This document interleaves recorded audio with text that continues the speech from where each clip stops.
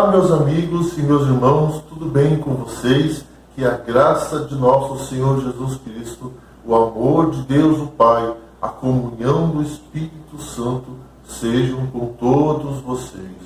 É muito bom ter vocês aqui para juntos estudarmos a Palavra de Deus.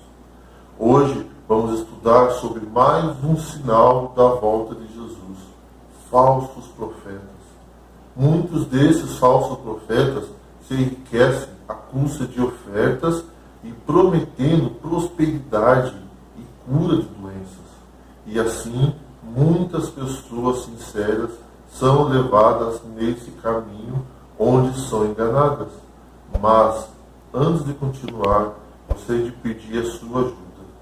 Dê um like, se inscreva no canal e ative as notificações. E compartilhe esse vídeo. Bom, vamos orar? Benditas tu, Senhor nosso Deus, Rei do Universo. Queremos pedir a sua presença, ó Pai querido, no estudo de hoje, que possamos a cada dia nos aprofundar no estudo da tua palavra, nos conceda o teu Espírito Santo. É o que pedimos, em nome de Jesus. Amém. Cristo deixou a seus discípulos os sinais que ocorreriam antes da vinda do Filho do Homem e fundou sua igreja para proclamar a sua mensagem e que sua igreja continuaria a obra da salvação iniciada por Cristo e ratificada na cruz do Calvário. Em sua promessa, milagres e curas seriam realizados. Vimos o cumprimento dessa profecia já na vida dos apóstolos, onde pessoas eram curadas de suas doenças pela ordem dos apóstolos, em nome de Jesus Cristo, ou até mesmo pela sua sombra ou pelo tecido de sua roupa.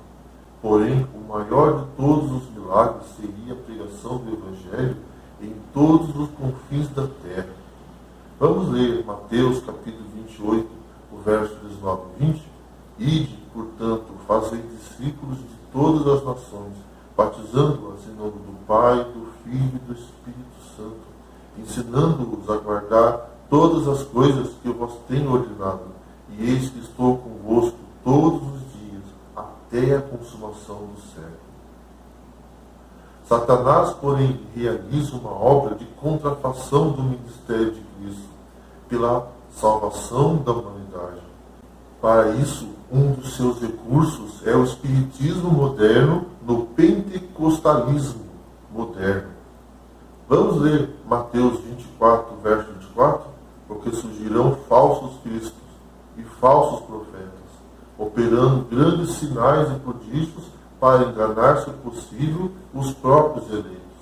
Hoje, muitas igrejas pentecostais e carismáticas se enriquecem às custas de ofertas volumosas de crentes que estão em busca de um milagre, ou um livramento, ou de prosperidade.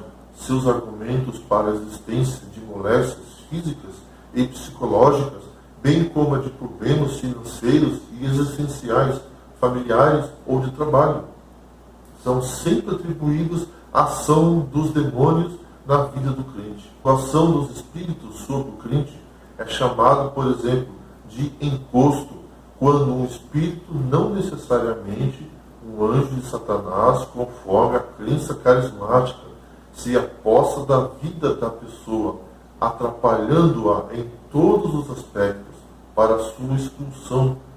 Uma sessão de exorcismo é iniciada no culto em que línguas estranhas, gritos, grunhidos e até mesmo uma entrevista com encosto é feita diante da congregação. O interessante é que Deus não se torna o foco da adoração, mas o diabo, mesmo sendo tido como vilão. Em matéria de prosperidade e de bênção, muitos crentes vão a essas igrejas em busca das bênçãos de Deus, não do Deus das bênçãos. Vamos ler Mateus 15, verso 9. E em vão me adoram, ensinando doutrinas que são preceitos de homens. Para isso, o recurso é a unção madeira, da caneta, do carneiro, da toalha e muitas outras coisas. O crente recebe uma unção específica, proporcional à oferta que doou. Quanto maior a oferta, dizem eles, maior a fé e maior a bênção.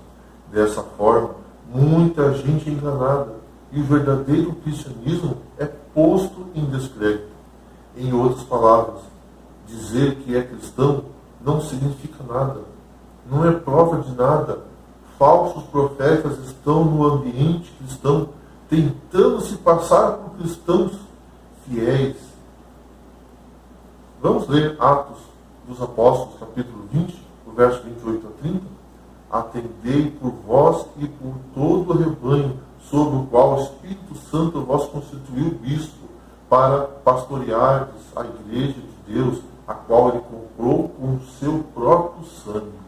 Eu sei que depois da minha partida, entre vós penetrarão lobos vorazes, que não pouparão o rebanho, que dentre vós mesmos se levantarão homens, falando coisas pervertidas para arrastar os discípulos atrás deles. De acordo com Mateus 7, 15 a 23, os falsos profetas serão identificados pelas obras contrárias aos mandamentos de Deus. O texto é claro em destacar que profetizar, expelir demônios e fazer milagres em nome de Jesus não significa nada se eles praticarem a iniquidade, que é o desrespeito à lei de Deus.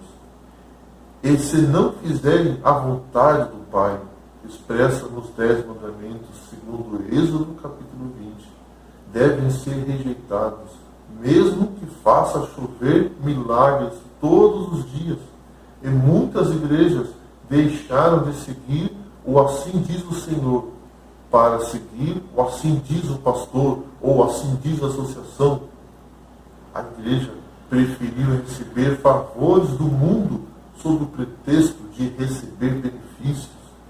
E começou ela a perder o favor de Deus. Os pastores pregam coisas agradáveis para convirem a esses que professam a religião de um modo carnal. Não ousam pregar a Jesus e as verdades incisivas da Bíblia, pois, se assim fizerem, esses que carnalmente são professos da religião não permaneceriam na igreja. Isto é, exatamente como Satanás desejava. Faça com que a religião de Jesus pareça popular e honrada aos do mundo. Declara-se ao povo que aqueles que professam a religião serão mais honrados pelo mundo.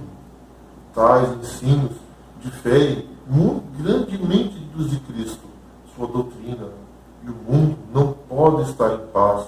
Aqueles que o seguiam tinham de renunciar ao mundo.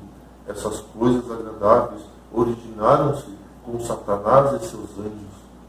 Eles formularam o plano e cristãos de nome o levaram a efeito. Ensinavam-se fábulas aprazíveis e com facilidade eram recebidas. E hipócritas e declarados pecadores uniram-se à igreja. Se a verdade tivesse sido pregada em sua pureza, logo teria excluído esta classe. Não havia, porém, diferença entre os profetas seguidores de Cristo e os do mundo. Vamos ler 2 Pedro capítulo 2, verso de 1 a 3. Assim como no meio do povo surgiram falsos profetas, também haverá entre vós falsos mestres, os quais introduzirão dissimuladamente heresias destruidoras até o ponto de renegar o soberano Senhor que os resgatou, trazendo sobre si mesmo repentina destruição. E muitos seguirão as suas práticas libertinas, e por causa deles será infamado o caminho da verdade. Também, movidos por avareza, farão comércio de vós com palavras fictícias. Para eles, o juízo lavrado a longo tempo não tarda, e sua destruição não dorme. Pedro nos alerta sobre os falsos mestres no meio do povo de Deus, insuflados por Satanás, com a intenção de desviar os crentes do caminho do Senhor. Ele os descreve como pessoas dissimuladas, de comportamento vergonhoso, invejoso e que também seriam populares, e pervertendo as santas escrituras. O número e as artimanhas dos falsos mestres crescem uma vez que nos aproximamos do tempo do fim. Vamos ler 1 Timóteo 4, 1 e 2.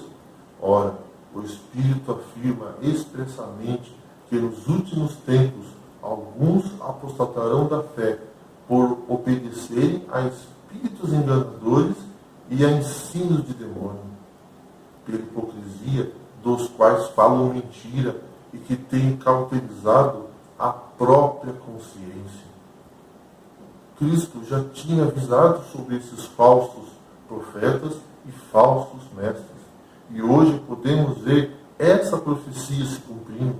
Mas a palavra de Deus nos diz em Isaías 8, verso 20, a lei e o testemunho, se eles não falarem desta maneira, jamais verão a alva. Os profetas devem falar de acordo com a lei de Deus e o testemunho dos profetas, ou melhor, usar a Bíblia inteira e não um texto fora do contexto para explorar a fé das pessoas para obter lucro. Jesus nos advertiu que nem todo aquele que me diz Senhor, Senhor entrará no reino dos céus. Todos nós devemos estudar a Bíblia por nós mesmos, estudar a fundo a palavra de Deus e ter uma experiência pessoal com Cristo Jesus. Não acreditar em qualquer coisa, mas conferir se o que é pregado está de acordo com as Santas Escrituras. A igreja precisa pregar o que está escrito em Apocalipse 14, de 6 até o 12. Vamos ler Apocalipse 14, 6 e 7? Vi outro anjo voando pelo meio do céu, tendo o evangelho eterno para pregar aos que se assentam sobre a terra, a cada nação, tribo, língua e povo, dizendo em grande voz: temei a Deus e dai-lhe glória, pois é chegada a hora do seu juízo, e adorai aquele que fez o céu, a terra, o mar e as fontes das águas. Temei a Deus e dai-lhe glória. Deus há de trazer juízo a todos, e esses falsos profetas e falsos mestres irão prestar contas ao juiz de toda a terra. Vou deixar nas descrições desse vídeo um link de um vídeo que gravamos, no qual estamos explicando melhor sobre Apocalipse 14, 6 a 12. As 3 mensagens angélicas, os sinais da volta de Jesus estão acontecendo bem diante de nossos olhos. Calamidades por todos os lados, corrupções, doenças, desastres, furacões, incêndios, maremotos, terremotos e tufões catastróficos.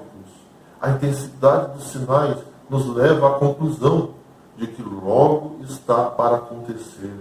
Portanto, prepare-se para se encontrar com o Senhor, pois logo Ele virá, porque ainda de pouco tempo aquele que vem virá e não tardará. Hebreus 10, verso 34. E agora, qual deve ser nossa atitude diante desses fatos? Devemos nos aproximar de Deus com um coração arrependido pelos nossos pecados e aceitar a Jesus como nosso Senhor e Salvador e clamar pelo refrigério do Espírito Santo. Bom, vamos orar. Bendito és tu, Senhor nosso Deus, Rei do Universo.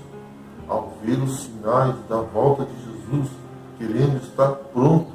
Perdoe nossos pecados, derrame seu Espírito Santo e queremos andar em seus caminhos e abençoe a cada um que esteja assistindo esse vídeo. É o que pedimos em nome de Jesus. Amém. Que Deus abençoe a cada um.